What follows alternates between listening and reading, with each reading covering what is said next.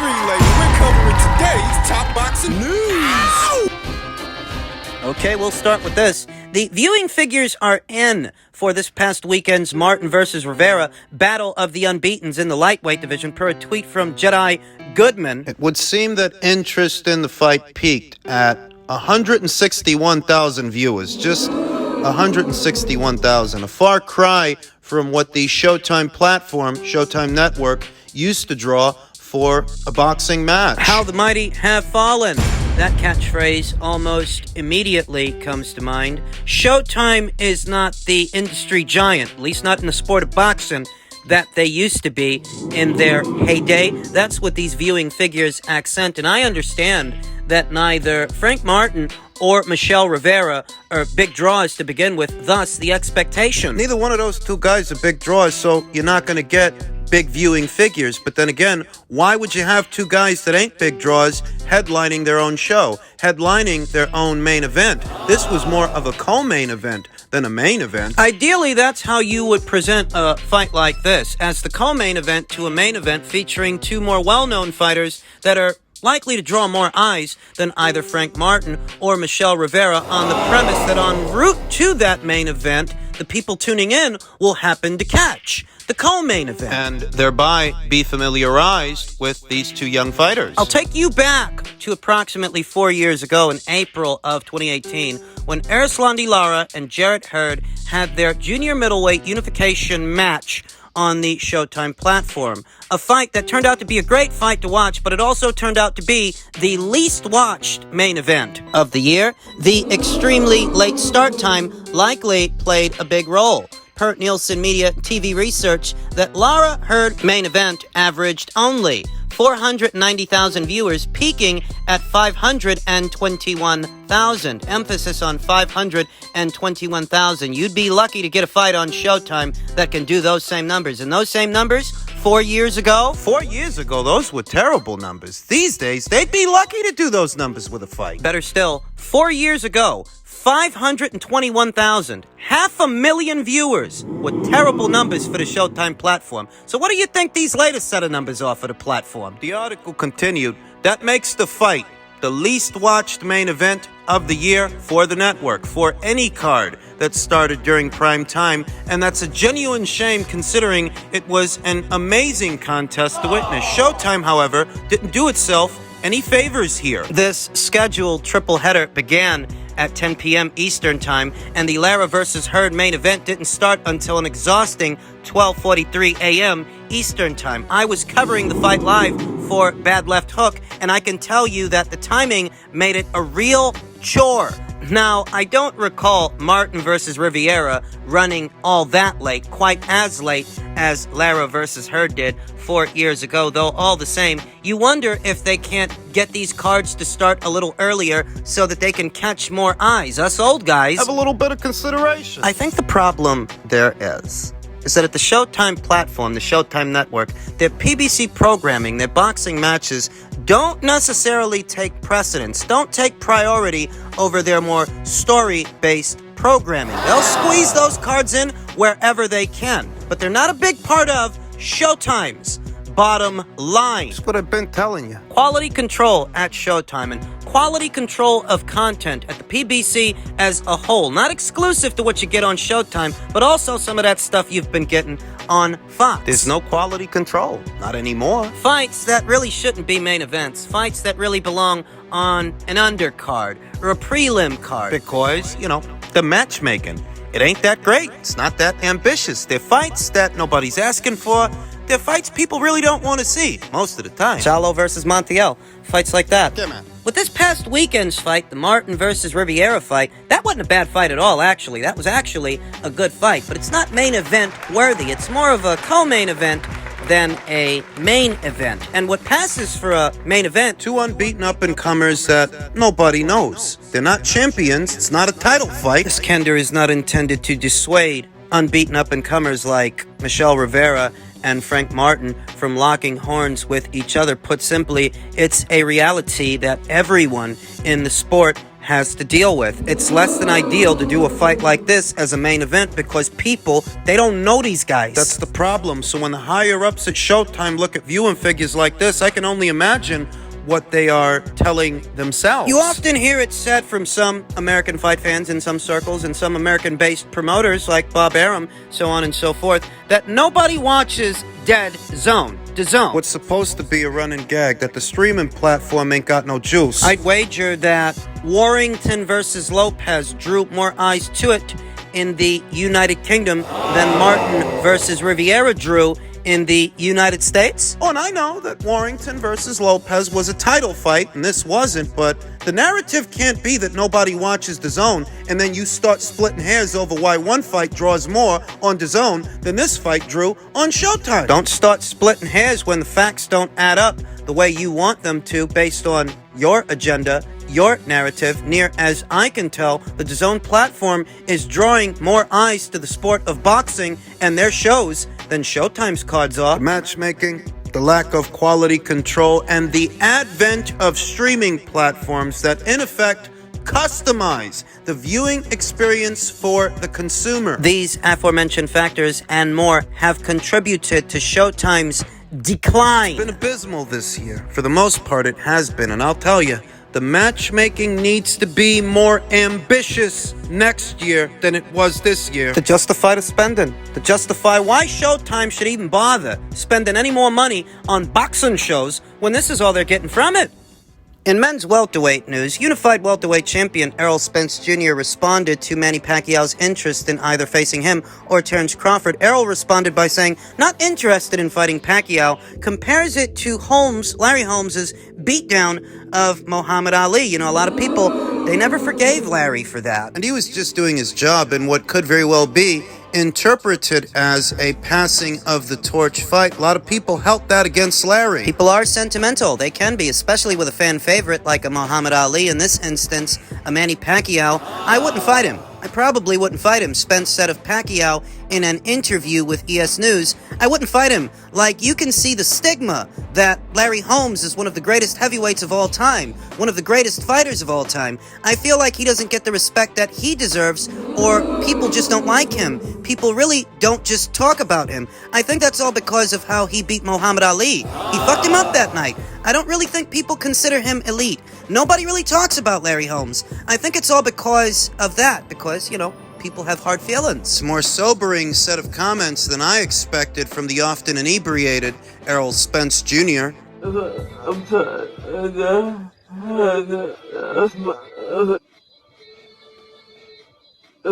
I'm tired. Do you want to go to Dubai, baby? The what? A moment of clarity, perhaps, from an otherwise often inebriated and intoxicated fighter, Errol Spence Jr. He hit the nail on the head. If he were to fight today's Manny Pacquiao, if he were to fight Manny now, virtually no one would give him credit for it, no matter how bad a beating he would put on him. And it's because Manny Pacquiao clearly isn't today the fighter that he was yesterday. And people wouldn't forgive Errol Spence Jr. for beating today's Manny Pacquiao. I'll tell you what, if he would have fought Manny when he was supposed to fight Manny, it would have been the exact same situation. It would have been the exact situation then that he is describing now. Don't forget that Errol was supposed to fight Manny last year. And if not for that retina injury, had they gone through with that fight, do you remember that Manny Pacquiao was coming off of roughly 2 years of inactivity, in his 40s. They thought that would be a crossover fight for Errol Spence Jr. It ended up going to Yordenis Ugas instead as a result of that retinal injury. Ugas ended up getting a crossover fight instead, except he didn't cross over. He didn't go on to become a megastar because it was so obvious what the PBC was trying to do. I will admit that if it were Errol instead of Ugas, I think the fight commercially would have done a little better than what it did. It only did a reported 200,000, a little over 200,000 pay-per-view buys, what are arguably Manny Pacquiao's worst box office numbers. Opposite the ring, Errol Spence Jr. Between Manny Pacquiao's fans and Errol Spence Jr.'s fans, I think the box office numbers would have been a little better, but I don't think the fight would have had the desired effect. You know, trying to turn Errol into a crossover star with an aged Manny Pacquiao as the launch pad, the stepping stone. Because, like Errol Spence Jr. just said, you know, people never forgave Larry Holmes for what he did to an aged, over-the-hill, past it Muhammad Ali. And if Errol would have shared the ring with Manny Pacquiao last year the way he was supposed to, it would have been the exact same deal, because Manny Pacquiao, ahead of what was supposed to be that fight, he hadn't fought in 2 years. It had been approximately 2 years since the Keith Thurman fight, where Manny Pacquiao became WBA welterweight champion. A lot of time had passed, and it was obvious. The guy was out of action so long, the WBA stripped him and gifted his WBA super title to Yordenis Ugas. That's how long the guy was gone. He was in his 40s. It was obvious that he was, at best, a shell of his former self. And the PBC, in their fashion, sought to exploit that for the benefit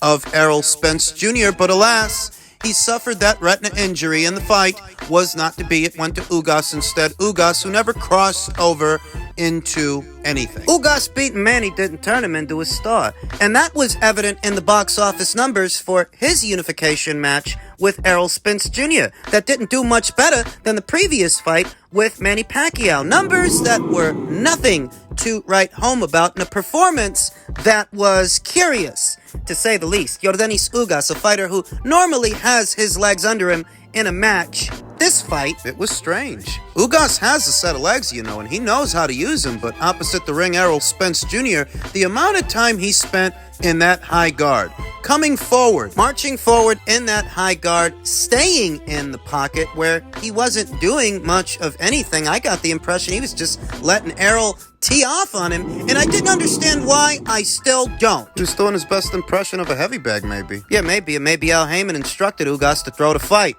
Gives that guy a couple of Scooby snacks, throw the fight, sets him up real nice. Nice little payday for him and the missus. Be honest, Ugas' claim to fame was taking on an aged Manny Pacquiao in his 40s that hadn't fought in 2 years. Even with that victory, you weren't going to turn that guy into a star. The promotion was more behind Errol Spence Jr. and his development than Ugas. It still is. That's why they're trying to make a fight between him and Keith Thurman, yet another quasi-retired fighter. The only guy on the PBC roster more inactive than Errol. You don't know what time it is. But in a nutshell, Errol's right. Fighting Manny Pacquiao at this point is a fruitless endeavor that would likely garner more criticism than critical acclaim. And just in keeping with the theme of men's welterweight news, Terrence Crawford had this to say. He says, no matter how many divisions you conquer, there's going to be fans that don't like you. What Errol Spence Jr.'s fans hate about Terrence Crawford the most is that in many ways he's put Errol Spence Jr. on the spot more than once. All of the proverbial obstacles have been removed. And they are still rationalizing ways to make all of this his fault. I used to always care so much what the fans think and what they say, said Crawford during an interview on The Good Fight with Kate Abdo. But as I get older, I realize you can't please them all. No matter what you do, no matter who you beat, no matter how many fights you win, no matter how many divisions you conquer, there's going to be fans that don't like you for their own personal reasons. The criticism often levied against Terrence Crawford is that Errol Spence Jr. did all the heavy lifting in a division that for the most part froze him out. They'll tell you that Terrence hasn't fought anybody, while at the same time rationalizing why those guys shouldn't fight him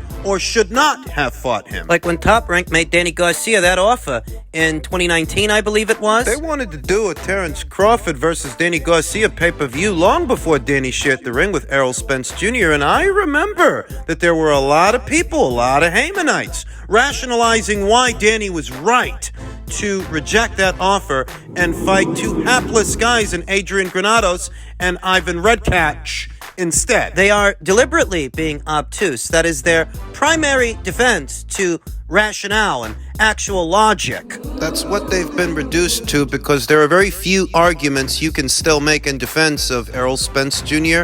or Al Heyman. I feel like all the great fighters get that. All the great fighters that came before me and the fighters that's going to be here after me, they're going to get the same treatment. Remember when they tried to convince the world that Errol Spence Jr. had surpassed Canelo Alvarez as the face of boxing in this country. The same Errol Spence Jr. who couldn't get Terrence Crawford so much as a guarantee for this fight. It's confirmed on both sides, both Terrence's side and Errol's side, that neither guy was supposed to get a guarantee for this fight. Now, what kind of cash cow is that? A cash calf, maybe, though not a cash cow. A little fish, a very little fish that prides himself on being the biggest fish in what is a very small pond that is now thinning out. They would rather slander Terrence Crawford than see him share the ring with Errol Spence Jr. because underneath it all, they don't really want to know what would happen if those two guys fight. They've spent far too much time. They are far too invested in what they want Errol Spence Jr. to be than what he actually is. Finding that out. Finding out how good he really is. They don't want to know. In place of that answer, they would prefer to keep the argument going. Bicker. While the propaganda channels here on YouTube continue to shell out content slandering Terrence Crawford by way of their fictitious sources, fabricating entire elements of stories. Fabricating intel. It's a sad state of affairs in the welterweight division. A sad state of affairs indeed. What is intended to be the biggest name at 147 pounds will have only fought once this year, missed out all of last year, and he's not set to return to action until well into next year, approximately 5 to 6 months. That's half a year. And this is the guy that they're so enamored with. This is the guy they'll die on a hill over. A guy that barely fights. They're now trying vigorously to make Jaron Boots Ennis, unbeaten up-and-comer from Philadelphia. Jaron Boots Ennis. Pay attention to the recent effort, the recent narrative. They are so trying to propagate that Terrence Crawford should fight Jaron Boots Ennis when all these eliminators Jaron is fighting in are IBF eliminators. And who's the IBF champion? Errol Spence Jr., who is set to fight on the exact same network as Jaron Boots Ennis. Showtime, now that Fox is out of the picture. But you don't see them asking for that. They're rationalizing reasons why Terrence should fight this guy instead. This guy who's exclusive to the Showtime platform. Oh, Showtime, the same platform that just failed to get the Errol Spence Jr. fight done. And that's what they're reduced to. Trying to pawn off Errol's mandatories on Terrence. That's right. You just can't please some people, no matter what you do.